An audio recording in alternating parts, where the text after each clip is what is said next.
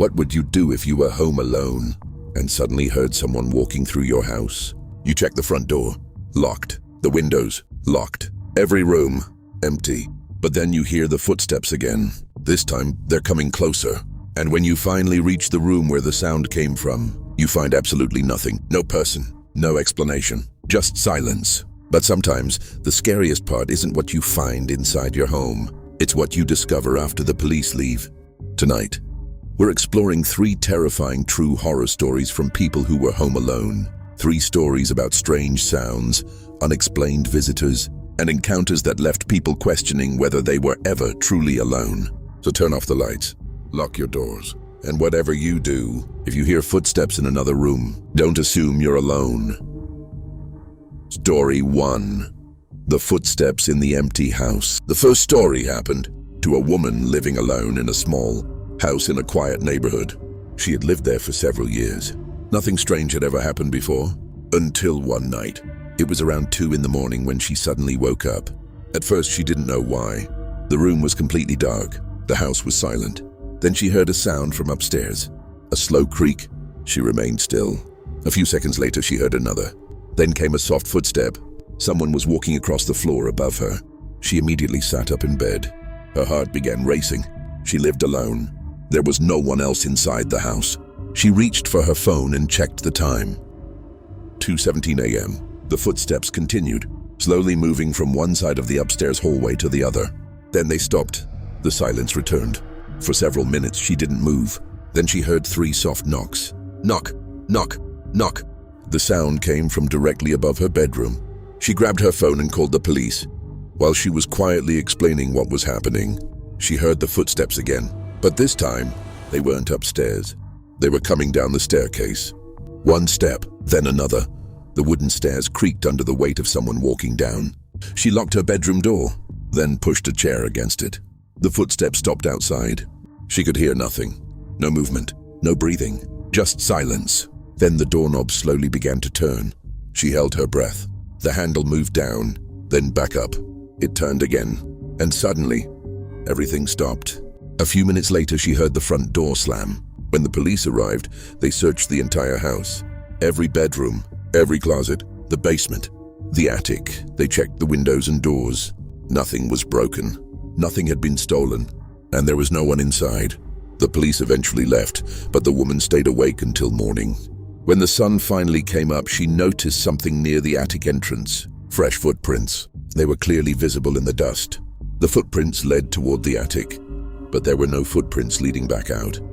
She checked the attic door. It was locked from the outside. To this day, she has never discovered who or what was inside her house that night. But she never slept alone there again, because once you've heard footsteps moving through an empty house, silence never feels the same again. Story 2. The voice outside the bedroom. The second story happened to a man who was home alone for an entire weekend. His wife was away visiting family. His neighbors were several houses away, and the area around his home was usually quiet. He wasn't worried about being alone. In fact, he enjoyed it. He ordered dinner, watched television, and went to bed around midnight. Everything seemed completely normal until he woke up sometime after 3 in the morning. At first, he thought he had heard a noise outside, a faint scraping sound, like something dragging across the porch. He stayed in bed and listened. The sound came again. Slowly. Scrape. Pause. Scrape. He reached for his phone and checked the time. 3:14 a.m. He considered getting up to look, but something stopped him. The sound didn't seem to be coming from the porch anymore. It was coming from inside the house. He sat up. The room was dark. Then he heard a floorboard creak in the hallway. He froze. A second later, another floorboard creaked. Someone was walking toward his bedroom. He grabbed his phone. There was no service. He tried calling his wife. The call wouldn't go through. The footsteps stopped directly outside his bedroom door. He stared at the handle. Nothing happened. For nearly a minute, there was complete silence. Then someone whispered his name. He immediately recognized the voice. It was his wife's voice, but his wife was hundreds of miles away. He didn't answer. The voice whispered his name again. This time it sounded closer, right outside the door. He stayed completely still. Then the doorknob began to move. Slowly, the handle turned halfway, stopped, then turned again. He was convinced someone was trying to get inside. He grabbed a baseball bat and stood beside the bed. But just before the door opened, the footsteps suddenly moved away. They continued down the hallway, then toward the stairs, then silence. He stayed in the bedroom until sunrise. When daylight finally came, he searched the entire house. Nothing was missing.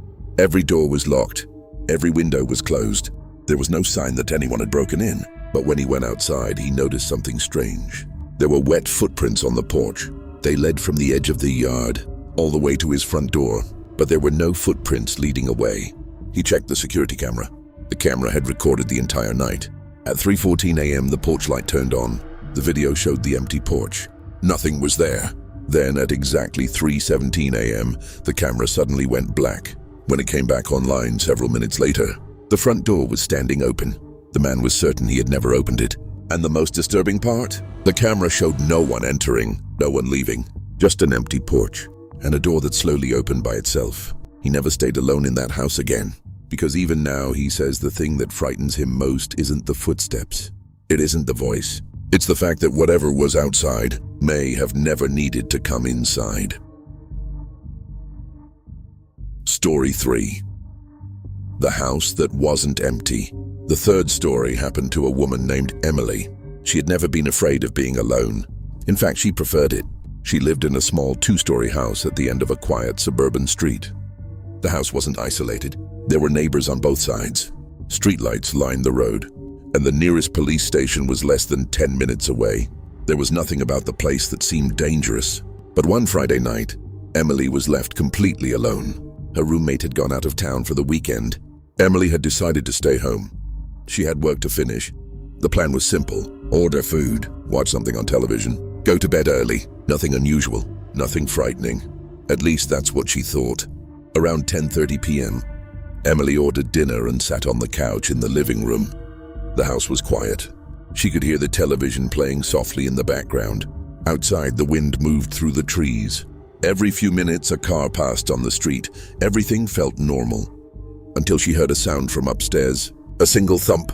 Emily looked toward the ceiling. She waited. Nothing happened. She turned her attention back to the television. A few minutes later, another thump. This one was louder. Emily paused the television. For a moment, she simply listened. The house was completely silent. She looked at the staircase. Nothing. She told herself it was probably something falling over. Maybe a box. Maybe one of the doors had moved. She stood up and walked toward the stairs. Before going upstairs, she called out, "Hello?" It's a forced entry. The police eventually left, but Emily refused to go back inside. She spent the night at a friend's house. The next morning, she returned with her roommate. In daylight, the house looked completely normal. Almost too normal. Emily explained everything. Her roommate listened carefully. Then she asked a strange question. "Did you check the basement?" Emily said yes. The police had checked it. Her roommate looked confused. Then she walked toward the basement door, leaping there, walking through the house, while someone could have been hiding just a few feet away. But there was one detail the police couldn't explain.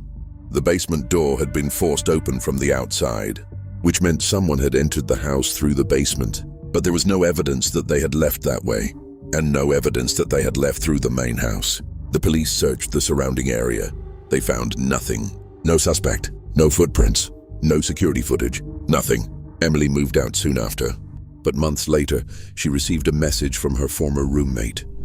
It was a photo. The photo showed the upstairs hallway, the same hallway where Emily had heard the footsteps. Her roommate had returned to the house to collect the last of her belongings. And while cleaning the room, she found something behind the bedroom door, a small piece of paper. It had been folded several times. On it was a single sentence: "I know when you're alone." Emily had no idea how long the note had been there.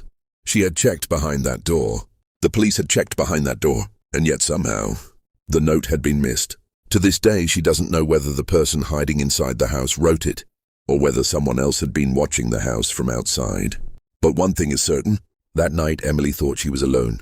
She wasn't, and the terrifying truth is, she may not have been alone for much longer than one night, because sometimes the most frightening thing in your home isn't the sound you hear in the middle of the night. It's realizing that someone may have been there, long before you ever noticed.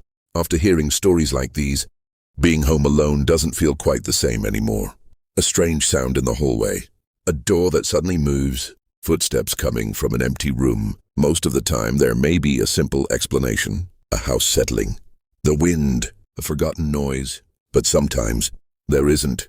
And maybe that's what makes these stories so terrifying. Because when you're home alone, you trust your senses. You know what you heard. You know what you saw. And when something happens that you can't explain, you are left with only one question. Were you really alone? If you enjoyed these true horror stories, make sure to subscribe to the Hidden Fear Archive for more terrifying encounters, unexplained mysteries, and stories that people still can't explain.